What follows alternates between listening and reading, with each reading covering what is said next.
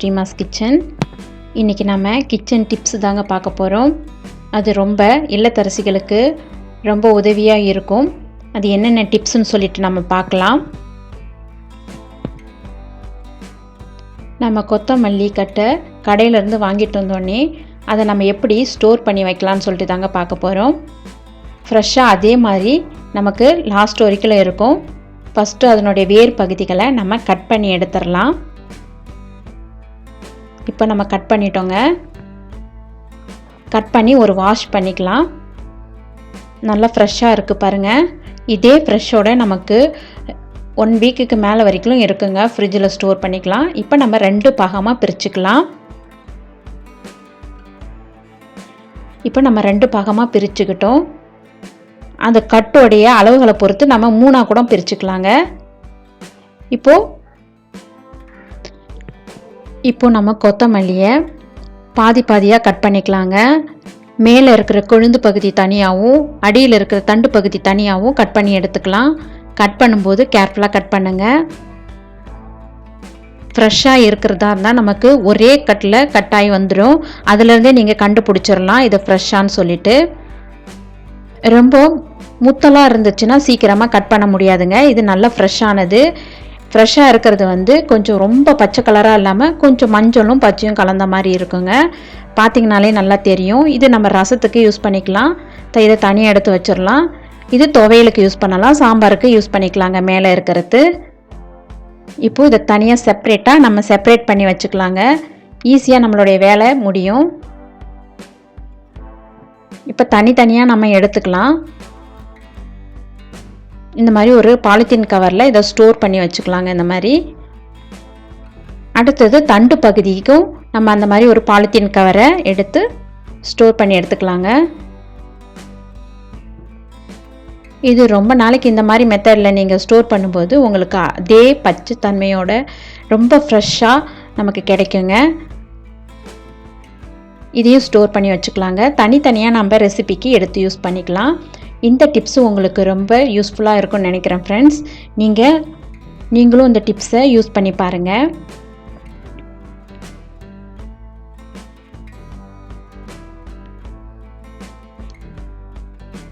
அடுத்த டிப்ஸ் பார்க்கலாம். நம்ம காலிஃப்ளவரை கடையிலேருந்து வாங்கிட்டு வரும்பொழுது எப்பயுமே இந்த மாதிரி நெருக்கமான பூவாக இருக்கணுங்க. இடையிடையே இருக்கிற பூவாக வாங்கிட்டு வரக்கூடாது. இந்த பூ தான் ஃப்ரெஷ்ஷான பூங்க. இப்போ நம்ம இதை ஃப்ரிட்ஜில் ஸ்டோர் பண்ணும்போது இந்த தண்டெல்லாம் எடுத்துடலாங்க. கட் பண்ணி எடுத்துருங்க. இந்த தண்டு பகுதியில் தான் அதிகமாக நமக்கு அந்த புழுக்கள்லாம் இருக்கும். கட் பண்ணி எடுத்துடலாம். இதில் இருக்கக்கூடிய கிருமிகள் தான் நமக்கு அந்த பூக்கு நமக்கு ஷிஃப்ட் ஆகிறது. அதனால் நம்ம இந்த தண்டு பகுதியை கட் பண்ணி எடுத்துடலாம். இது நமக்கு தேவையில்லைங்க. இதோடு நம்ம ஸ்டோர் பண்ணக்கூடாது. இதை நல்லா கட் பண்ணிக்கலாம். அந்த தண்டு பகுதி கொஞ்சம் கூட நமக்கு இருக்கக்கூடாது. இந்த மாதிரி வச்சு கட் பண்ணுங்கள். கட் பண்ணும்போது கேர்ஃபுல்லாக கட் பண்ணுங்கள். கத்தியால் கட் பண்ணினீங்களா உங்களுக்கு ஈஸியாக இருக்கும். அந்தந்த பார்ட்டையும் கட் பண்ணிடலாம். இப்போ நம்ம கட் பண்ணிட்டோங்க. இதை ஒரு வாஷ் கொடுத்துக்கலாம். சுடு தண்ணியில் வாஷ் பண்ணி எடுத்தாச்சுங்க. இப்போது வாஷ் பண்ணிவிட்டு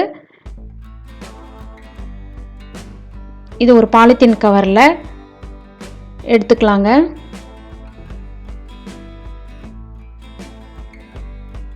இந்த மாதிரி உள்ளே போட்டுக்கலாம்.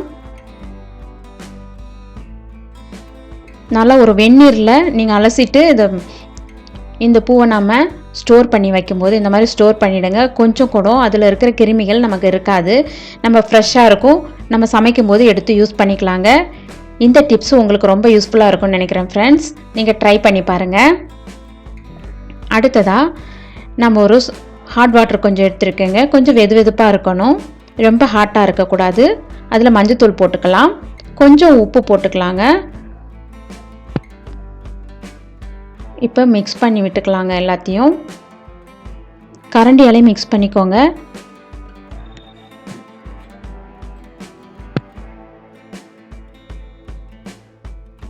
மிக்ஸ் பண்ணி விட்டாச்சு. இப்போ நம்ம எக்கை இதில் மார்க்கெட்டில் இருந்து கடையில் நம்ம வாங்கிட்டு வரக்கூடிய எக்கை இதில் நம்ம நனைச்சி எடுத்துக்கலாங்க.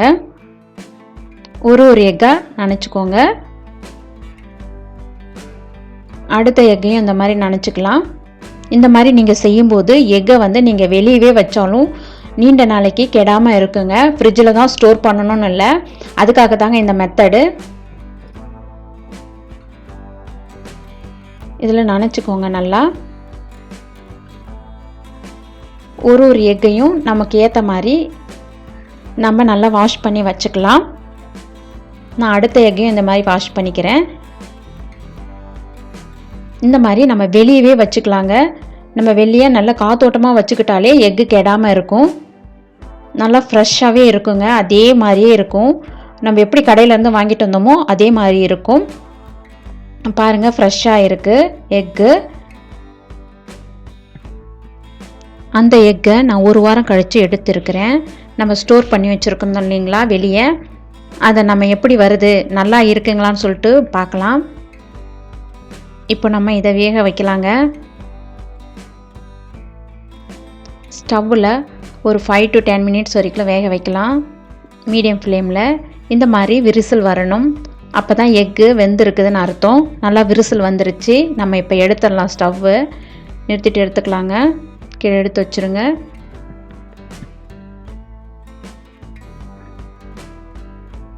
நாம் இதில் கொஞ்சம் சுடு தண்ணியிலேருந்து பச்சை தண்ணி மாற்றிக்கலாம். பச்சை தண்ணியில் வைக்கும்போது தான் நமக்கு ஈஸியாக உரிக்க வரும். ஒரு 5 நிமிஷம் போல் பச்சை தண்ணியில் இருக்கட்டும். இப்போ வெளியே எடுத்துக்கலாங்க. நல்லா ஆறிடுச்சு.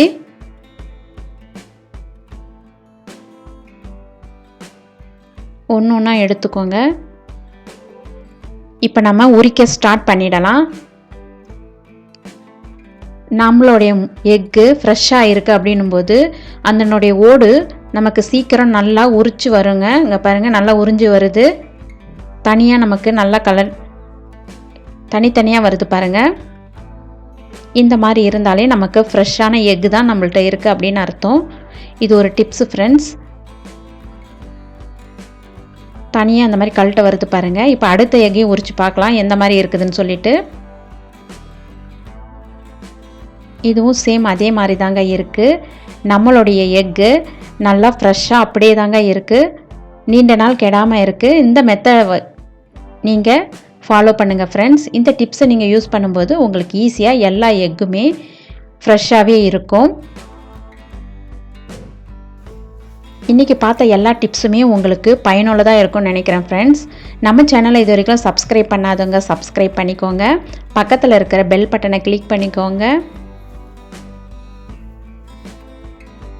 Thank you for watching friends. Wish you a happy cooking.